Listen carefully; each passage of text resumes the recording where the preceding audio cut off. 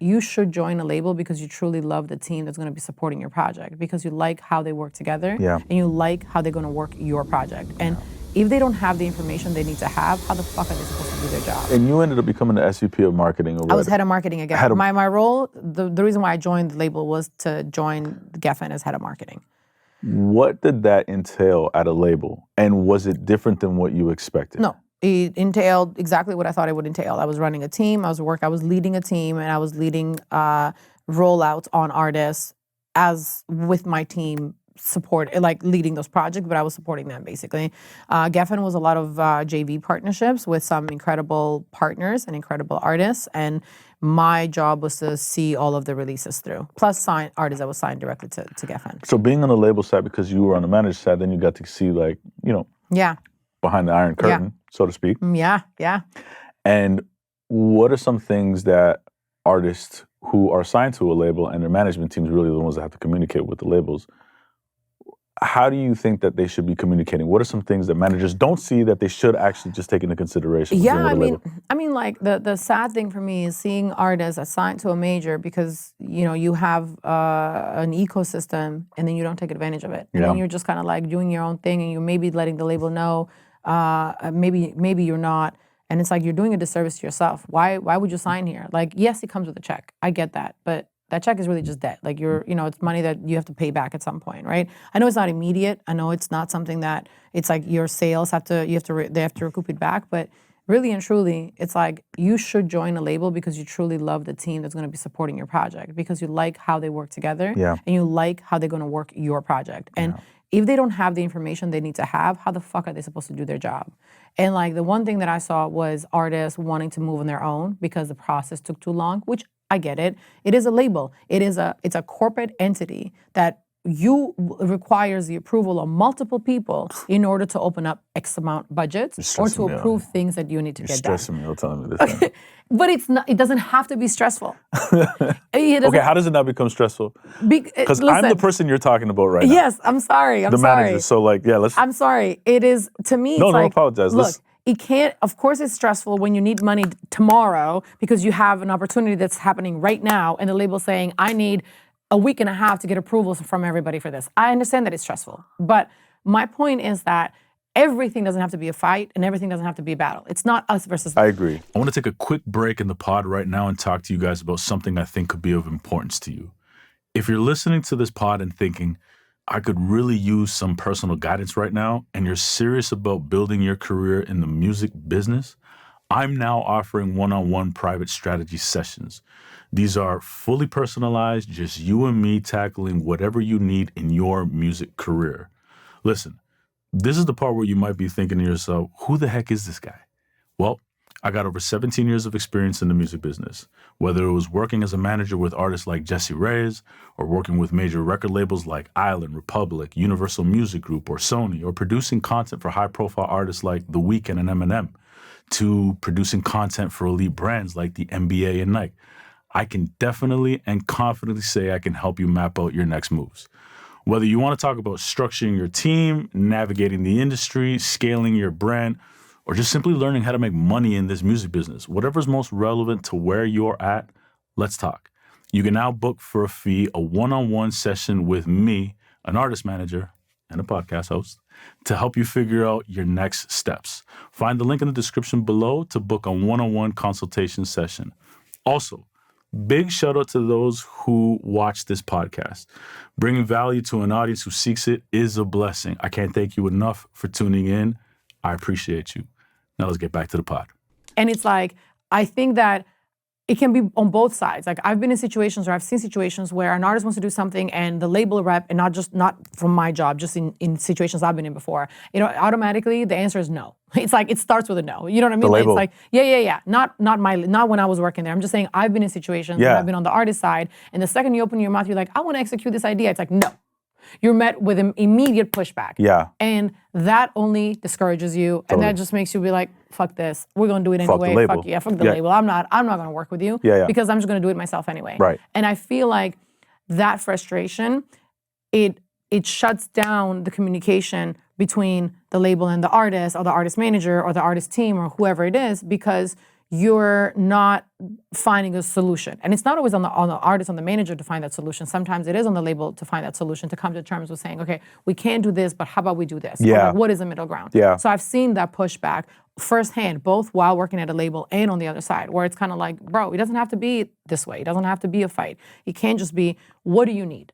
This is what you need? Okay, let me walk you through the system of how things operate here. And because they operate in this way, you cannot get what you need right now.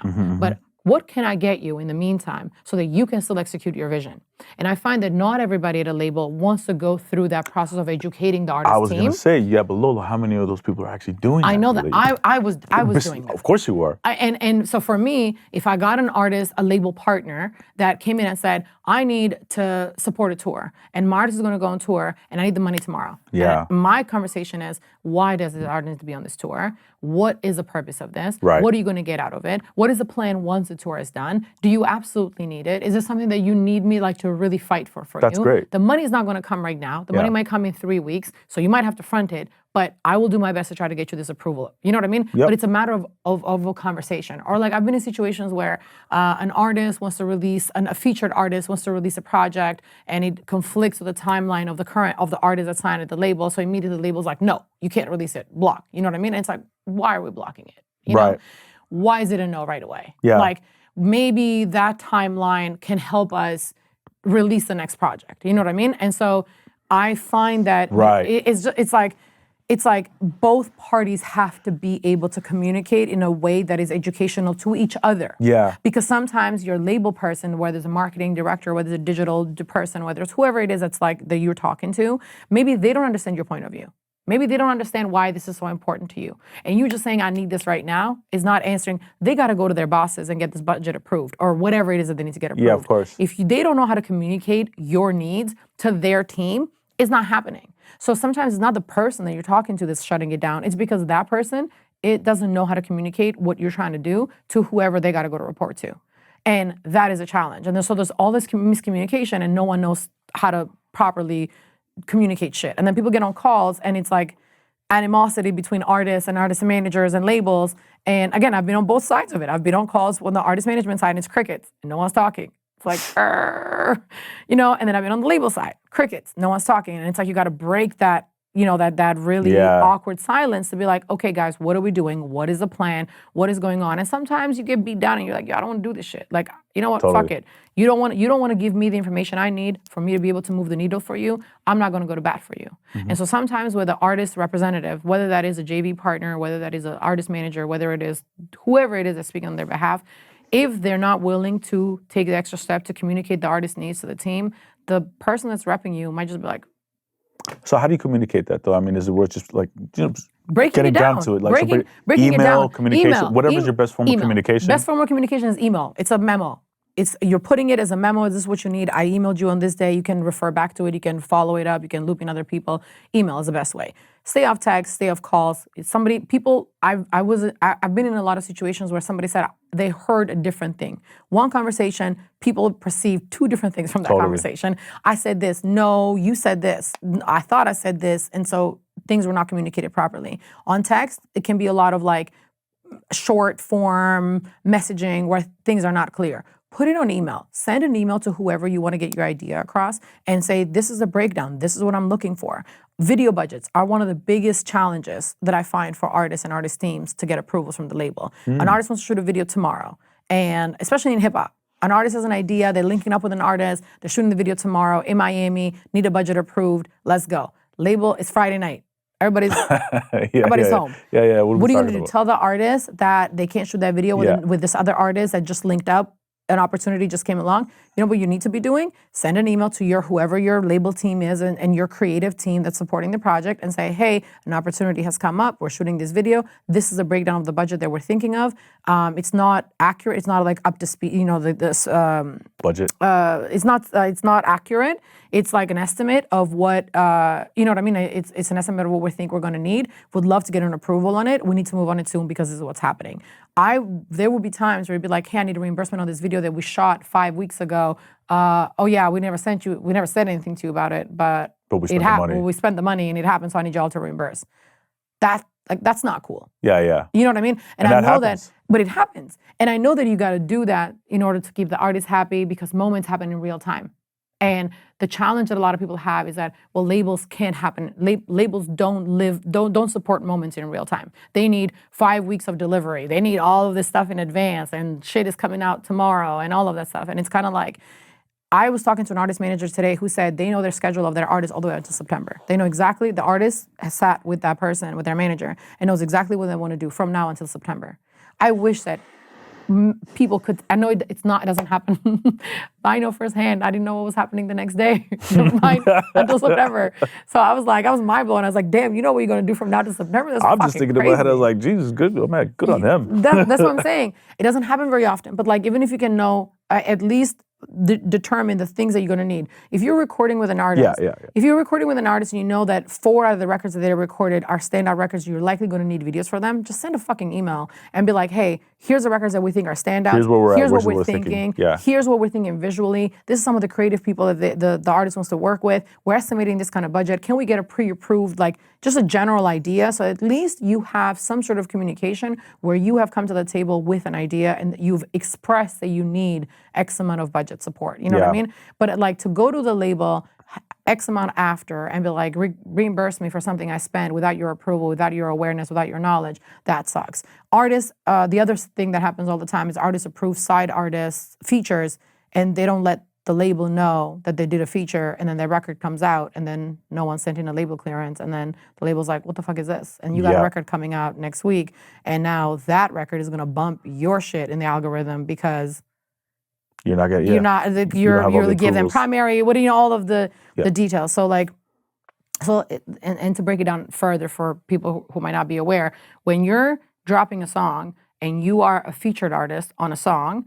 and you are listed as primary on that song, the algorithm on Spotify is going to pick up that song as your latest release. So if you have a song that dropped a week prior to that, the following week when this new feature that you just did dropped, that feature is going to bump your record off the algorithm. And so now when it comes to playlisting, that song is going to be the priority, your feature, that you might not have given a fuck about. You might have just have given a verse to somebody just for the sake of giving them a verse. And so what that looks like on Spotify is actually when you're actually looking at it at the top of your Spotify profile, latest release. Latest release. Right. Exactly. So if you just dropped a song last week, and now this week, this other artist you just gave a verse to, and you just gave them the permission to put you give them a primary to drop a record with your feature on it, drop their shit. Now that is your latest release. And so now when editors are looking to playlist a song, they're going to look at that as your latest release versus your record that might be a focus track, a focus single. That the label's working. That the label's working, they're spending money on. And when I'm saying spending money, there's campaigns, you have a publicist working it, you have people pitching it, and all of a sudden Spotify comes in and says,